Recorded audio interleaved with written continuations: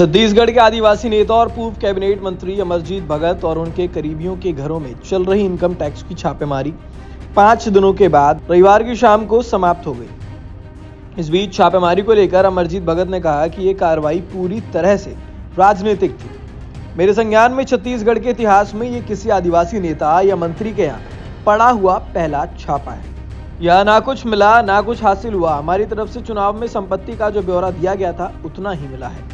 अमरजीत ने ANI से बातचीत करते हुए बताया कि जो राशि जब्त बताई जा रही है वह मेरे खाते से निकाली हुई है। ये कार्रवाई राहुल गांधी की न्याय यात्रा को विफल करने और लोगों की आवाज दबाने, लोगों में डर पैदा करने की कोशिश की जा रही है, लेकिन हम ना डरेंगे ना झुकेंगे। उन्होंने आगे कहा कि लोग चर्चा कर रहे हैं कि लोकसभा चुनाव में अमरजीत भगत जीतने वाले प्रबल प्रत्याशी हो सकते हैं।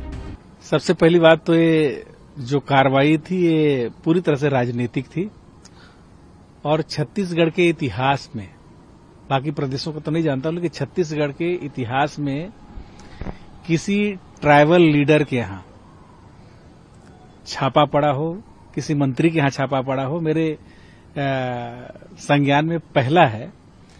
और जिनके यहाँ ना कुछ मिला ना कुछ हासिल हुआ, जो चीज हम चुनावी घोषणा में अपने तरफ से शपथ देते हैं बस उतना ही निकला है। चल अचल संपत्ति जी। और जो राशि जब्त बता रहे हैं वो सब हमारे खाता से निकला हुआ है। कुल मिलाकर के लोगों का आवाज दबाने, लोगों के बीच डर पैदा करने, टेरर पैदा करने की कोशिश है। अभी माननीय राहुल गांधी जी का दौरा छत्तीसगढ़ होना है। रायगढ़ से लेकर के और चांपा, जांजगीर, कोरबा होते हुए सरगुजा, इसके बाद बलरामपुर होते हुए उनको उत्तर प्रदेश जाना है। इसको विफल करने के लिए, लोगों के बीच डर पैदा करने के लिए लोगों ने इस प्रकार के कार्रवाई को अंजाम दिया है। मैं जब तक राजनीति में रहूंगा लोगों का आवाज उठाते रहूंगा और इस प्रकार के कार्रवाई से किसी को दबाया नहीं जा सकता है। हम लोग न डरेंगे न झुकेंगे।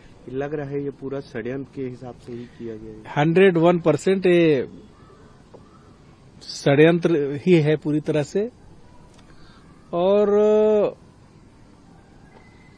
अभी हाल ही में माननीय राहुल जी का दौरा है, इसके बाद लोकसभा चुनाव है।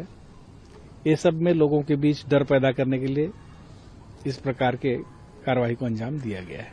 वही तो मैं बोल रहा हूं, किसी मंत्री के यहाँ कार्रवाई हुई हो वो भी जगजाहिर है कि ना कहीं कभी किसी का काम रोका, ना किसी को परेशान किया, जो आया सबका काम किया।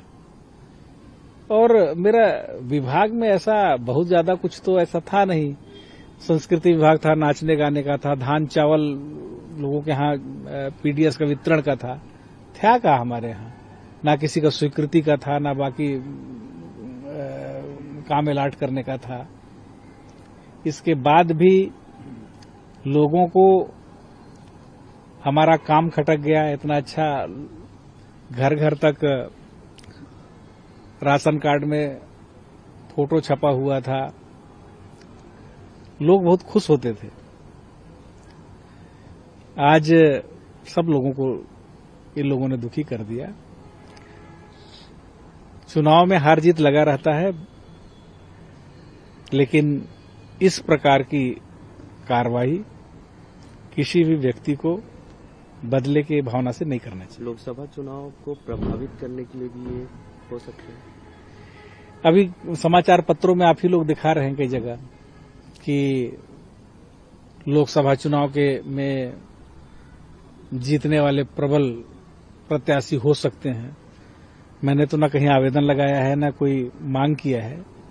तो आप लोगों का जो समाचार पत्र के माध्यम से, टेलीविजन के माध्यम से जो आ रहा है, उसी से डर करके और जो लोग हैं वो लोग इस प्रकार की कार्रवाई को अंजाम दिए। कार्रवाई के दौरान कोई मिसबिहेव या किसी तरह के कुछ? नहीं, मिसबिहेव करने जैसी कोई बात तो नहीं है, लेकिन 4 दीवारी के अंदर अगर 5 दिन तक किसी को बंद कर दिया जाए, बाहर निकलने नहीं दिया जाए, तो बहुत बड़ा पनिशमेंट है। और कोई कांग्रेस से न जुड़े, कोई लोगों का आवाज न उठाए, आदिवासियों के जो प्रमुख नेता है उनको प्रताड़ित कर दो, बाकी सब लोग डर जाएं, इस प्रकार की कार्रवाई करके लोगों में एक मैसेज देने का कोशिश है। लेकिन हम लोग इससे चुप होने वाले नहीं है, डरने वाले नहीं है। जहां भी अधिकार की बात होगी, प्रदेश के हित की बात होगी, हम लोग मुखर होकर के उठाएंगे। इन्हीं सब से डर कर इस तरह की कार्रवाई की जा रही है। दरअसल 31 जनवरी की सुबह तड़के लगभग 6 बजे के आसपास आईटी विभाग के 50 से ज्यादा अधिकारियों ने पूर्व कैबिनेट मंत्री अमरजीत भगत के अंबिकापुर, सूरजपुर, सीतापुर सहित रायपुर के घरों और पाइप फैक्ट्री में छापामार कार्रवाई को अंजाम दिया।